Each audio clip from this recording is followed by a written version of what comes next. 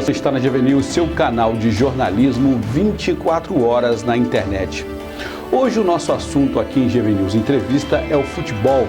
A gente vai conversar com o professor Guilherme Filgueiras de Carvalho sobre o futebol mundial. Ele está realizando uma pesquisa que compara o futebol capixaba com o futebol brasileiro e o futebol que é praticado em todo o mundo. O professor Guilherme dedicou mais de 50 anos da vida dele ao esporte e já lançou um livro sobre o futebol, da base ao profissional. Professor Guilherme, obrigado pela sua presença aqui na GV News. Nessa pesquisa, o que o senhor achou de mais interessante nessa comparação entre o futebol que é praticado aqui e o futebol que é praticado no resto do Brasil e no mundo, que é a base da sua pesquisa? É um prazer, né, estar com você, que faz parte da história do futebol capixaba, nós fazemos parte disso. Essa pesquisa, ela vem desde há muito tempo, né? Desde que eu comecei a praticar esporte. Porque você forma uma ação coletiva de entendimento sobre o que é o esporte. E para você falar em determinado esporte ou alguma coisa que você vai discutir, você tem que participar desse esporte. Né? Eu sempre digo para as pessoas que nunca sentaram num banco de um campo de futebol, com os reservas, com os jogadores, dificilmente ele pode discutir futebol.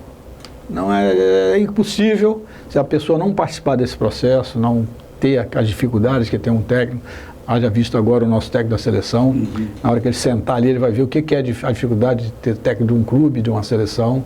Né? Tomara que ele consiga, né, fazer aquilo que ele está colocando em muito tempo, né, que a gente espera. Né? Desde 2002 eu já venho falando sobre isso, numa crônica que eu fiz em 2002, falando que o futebol brasileiro já não era mais o mesmo. Né? Esse trabalho ele começou na Universidade Federal do Espírito Santo, né, quando eu fui para lá em 1985, né, e fiquei lá um período grande. Me aposentei e fui para o UVV, onde hoje eu trabalho e continuo com essa pesquisa. Né. Então esse trabalho ele vem de uma sequência de 30 anos. Então vários aspectos foram por mim analisados. Né. Primeiro foi a violência no esporte. O que a violência estava acabando com o futebol brasileiro. E é um dos itens da pesquisa. Porque a violência não tem nenhum jogo de futebol, se houver nível de emoção, passar por cima da razão do atleta, não existe tática coletiva nem sistema de jogo que possa ser colocado em prática. Né? Então isso é muito importante, porque o atleta nosso, um erro maior nosso, eu acho que hoje, é trabalhar muito com a criança desde cedo, com a cabeça da criança. E a cabeça, o cérebro é que dirige o corpo. Então a matéria é o pé, a mão, mas é quem dirige, né? Qualquer atividade que for fazer é o cérebro. Então nós precisamos mudar essa mentalidade e essa aqui é a pesquisa. Então nós fomos analisando, vendo jogos, eu tenho hoje gravado no meu notebook, na minha sala lá, jogos de todos os níveis, de todas as seleções, programas da Europa que falavam sobre isso. Quer dizer, então é um vasto material do esporte capixaba.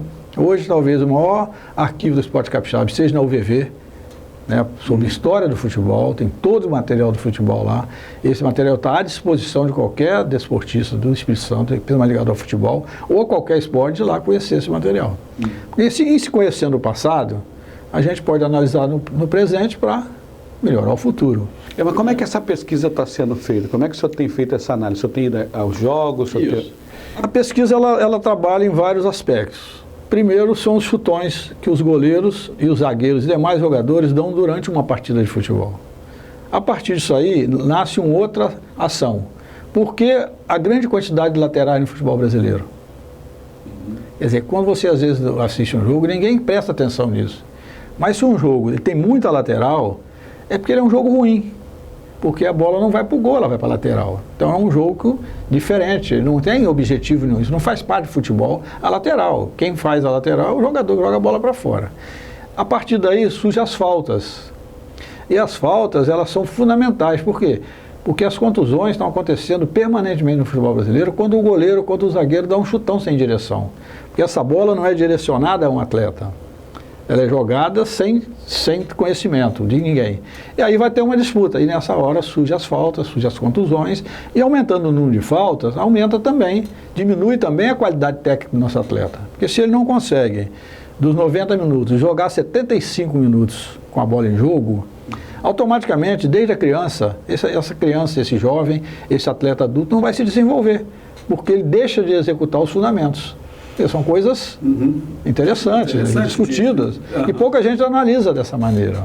Sim, e Por que o futebol capixaba perdeu o protagonismo em relação ao futebol brasileiro? Quer dizer, a gente vê que o futebol capixaba já foi bom, já teve jogos maravilhosos aí, e hoje está sempre a Série D, perdeu o protagonismo. A gente discute isso não em 10 minutos, em 2 dias, em 3 dias, em 1 dia. São muitos fatores. Eu conheço o futebol capixaba desde 1958. Até antes, quando eu morei lá em Itapimirim, eu sou da vila de Itapimirim, tem um atleta de Itapimirim que disputa a primeira divisão do futebol capixaba. Quer dizer, desde 13 anos de idade, que eu fui atleta lá do Ipiranga, porque ali tem uma rivalidade entre Barra e Vila de Itapimirim, rivalidade de município. Hoje são 2 municípios diferentes, né? E ali eu comecei minha vida esportiva. Então, a partir dali, eu vim para a Vitória. Então, eu já assisti jogos do Rio Branco, com a seleção capixaba, jogando com a seleção mineira, goiana, baiana, de igual para igual. São Paulo, craques do futebol capixaba. Por quê? Naquela época, os pais não deixavam o filho sair fácil de casa. Então, os atletas se mantinham, na maioria das vezes, nos seus lugares de moradia. Não iam embora. Poucos atletas foram nós embora, e muitos poderiam ter ido, não foram por causa disso. Então é um fator. Aí vem também perto do muito grande, o Rio, São Paulo, Minas, Bahia, a instituição está junto desse grupo muito forte. Então é uma concorrência muito forte. E aí algumas coisas também que foram feitas através de políticos que entraram no futebol, não estavam preocupados com o futebol, acabando com o futebol capixaba. O público é pequeno, porque a população é pequena, quer dizer, você tem que ter renda, tem que ter nome para fazer isso, né? Você vê um clube como o Flamengo, tem 100, não sei quantos mil sócios, o Rio Branco tem poucos, então é difícil. Então, o descrédito do futebol capixaba, ele tem que ser discutido de uma maneira mais ampla, né? Eu até tinha proposto que a gente criasse no município, no estado, um dia do futebol, para que a gente, nesse dia, de 8 horas da manhã às 10 horas da noite, a gente discutisse o futebol a partir de agora, e o ano que vem discutisse o que foi feito, o que não deu certo, o que pode ser mudado. Quer dizer, seria um dia só disso. Entendeu? A federação podia encampar isso também. Tecnicamente, a gente então perdeu os jogadores e fora das 4 linhas a gente perdeu o rumo. Porque aconteceu o seguinte, as grandes competições brasileiras das categorias de base, eles vêm para cá e levam nossos melhores atletas. O garoto nem passa pelo nosso clube profissional. Isso é um grande erro, né? Tem outros fatores também interessantes. Na Copa São Paulo, por exemplo, se você vê hoje, são 104 clubes, mistura amador com profissional, clube de empresa com clube de rua. Quer dizer, o esporte de alto rendimento, e qualquer nível de esporte de alto rendimento com a Copa São Paulo, tem que ser equilíbrio. Não adianta vir um time lá de Roraima e perder de 10-0 do São Paulo na primeira fase. Então isso não vale nada. A primeira fase da Copa São Paulo é só para manter os grandes na outra fase. Às vezes aparece um ou outro lá que vem e ganha um jogo ou outro, mas isso é difícil. Então essa desigualdade no esporte de competição, ele acaba com o esporte. Já vi isso no basquete americano, que termina 3 pontos, 4 pontos, 5 pontos, 10 pontos, que no basquete americano não é nada.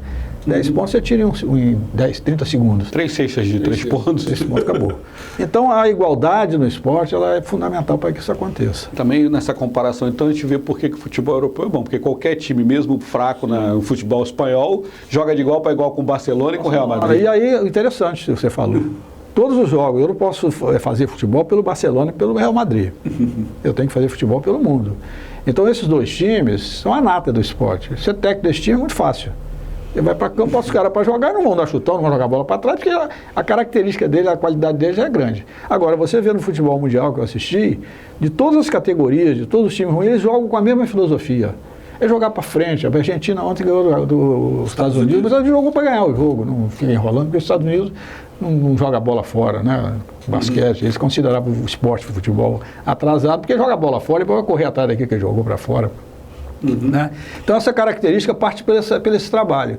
O que os chutões aí, né, acontece no futebol brasileiro? A média hoje, entre goleiro, zagueiro, são 50 chutões por jogo. 50? 50, na média. Quer dizer, isso significa rifar a bola. Rifar a bola 50 vezes sem direção.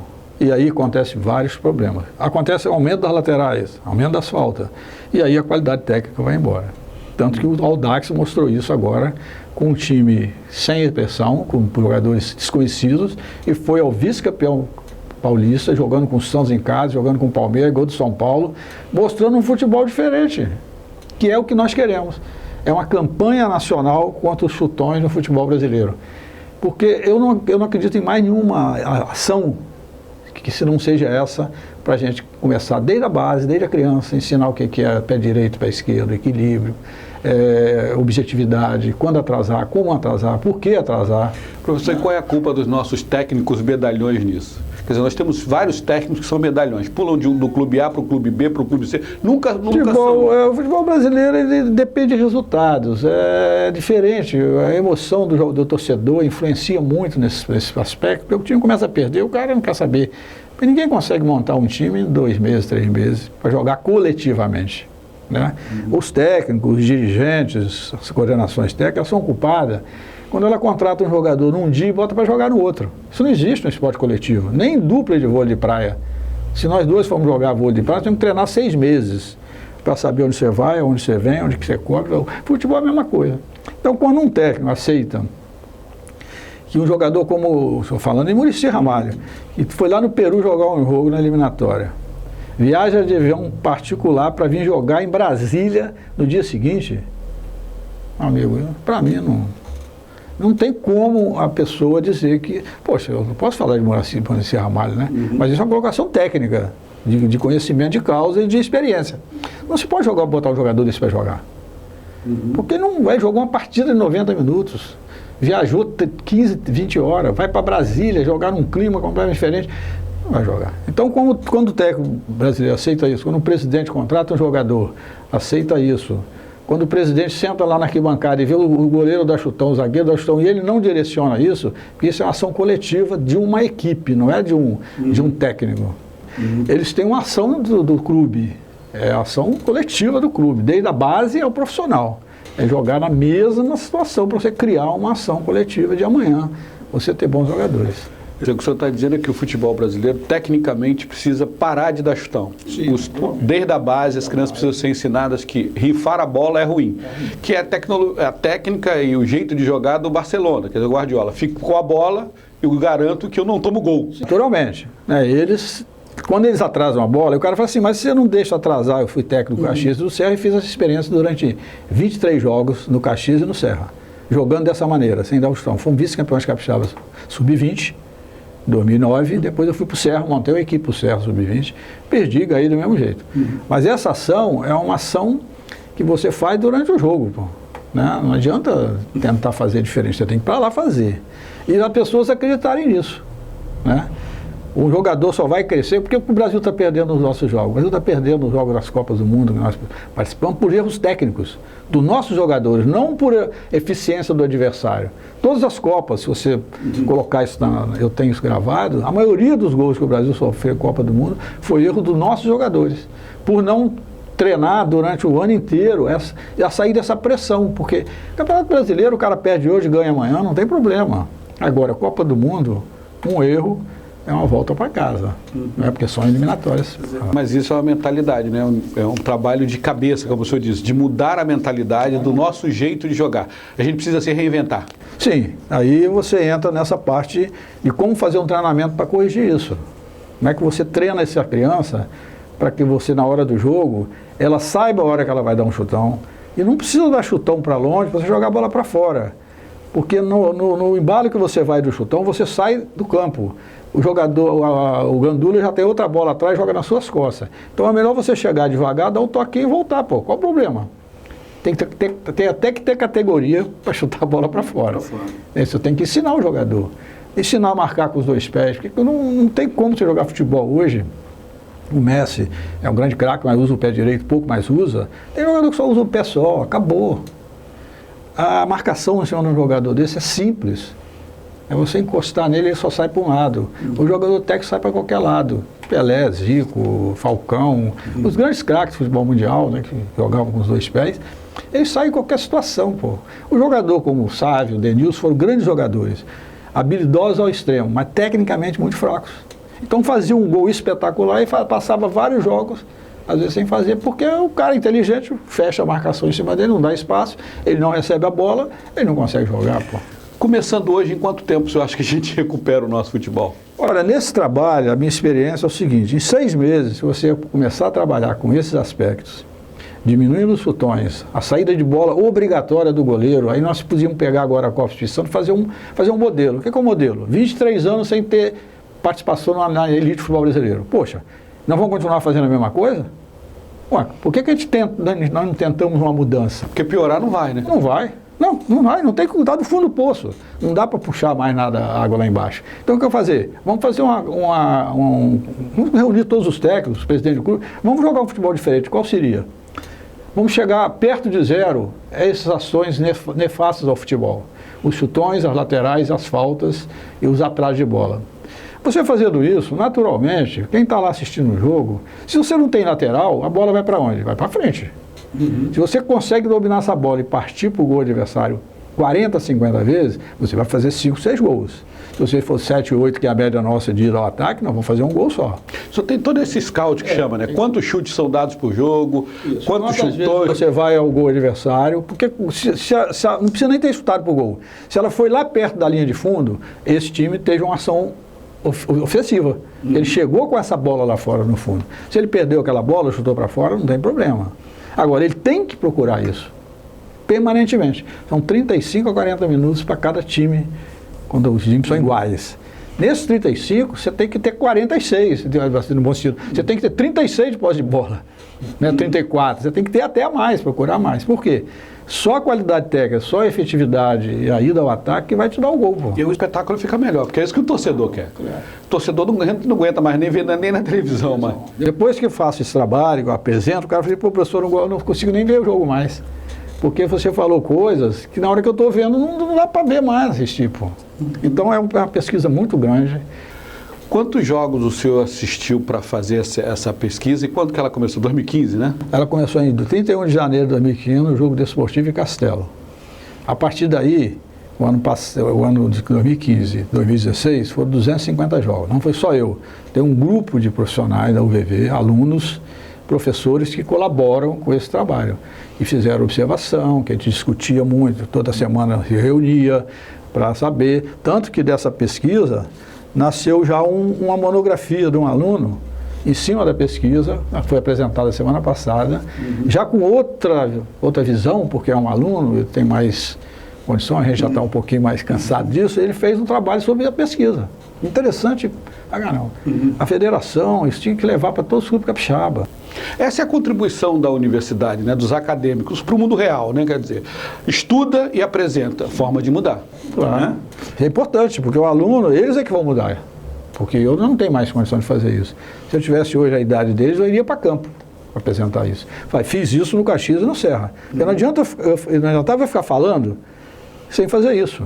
Quando eu fiz o primeiro trabalho no Caxias, eu fiz a apresentação da equipe do Caxias, levei lá quase 40 desportistas, federação, fiz um jogo para mostrar, num campo ruim, com muito buraco, que se poderia jogar futebol diferente.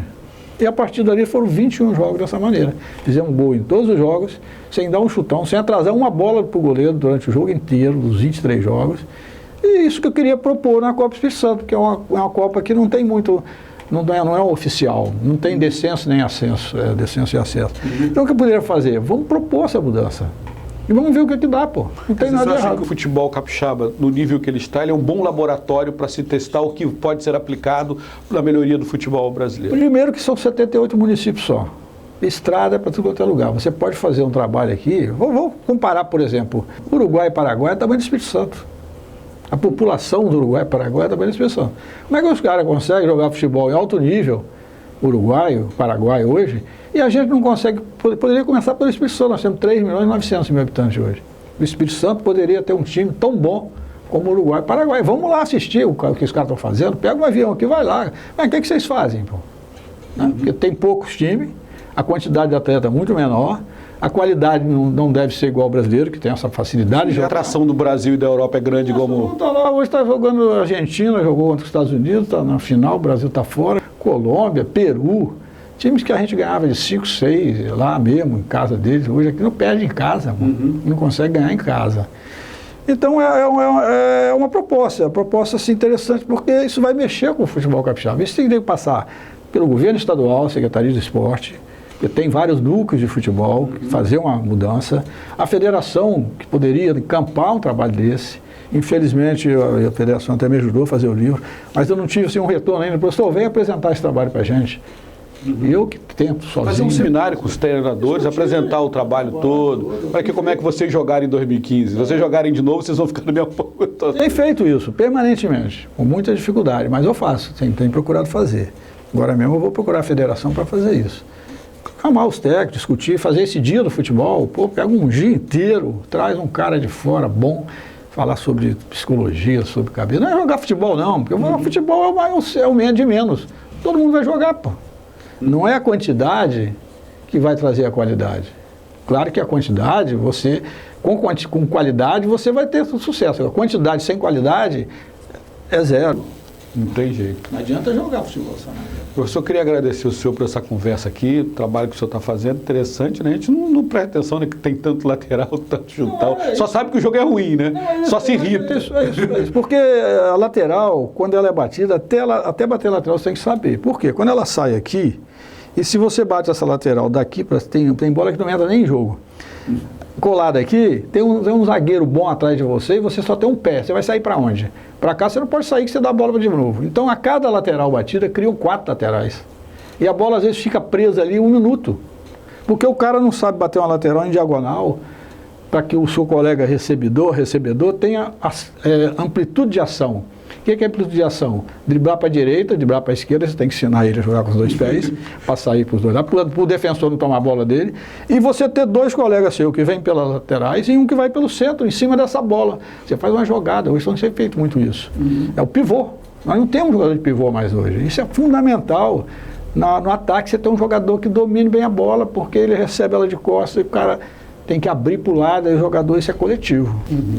Ok, mais uma vez obrigado pela aula. Eu que agradeço. Vamos rezar para as pessoas ouvirem, né? Porque fazer a mesma coisa esperando resultado diferente é maluquice, né? Isso todo mundo diz, né? Você repete a mesma ação, esperando uma coisa diferente. É interessante. O Brasil hoje está fazendo gols contra mais bonito que a favor.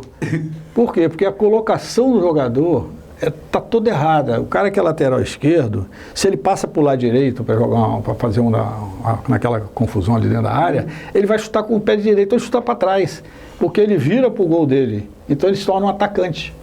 Então até isso você tem que saber, pô. Nós estamos fazendo gols contra muito mais bonito que o gol a favor hoje. Porque tu está treinando muita coisa errada, fazendo permanentemente, que os caras estão fazendo sem saber, pô. Ok. Obrigado por assistir GV News Entrevista. A gente volta daqui a pouco com uma nova notícia. GV News, porque informação é coisa séria.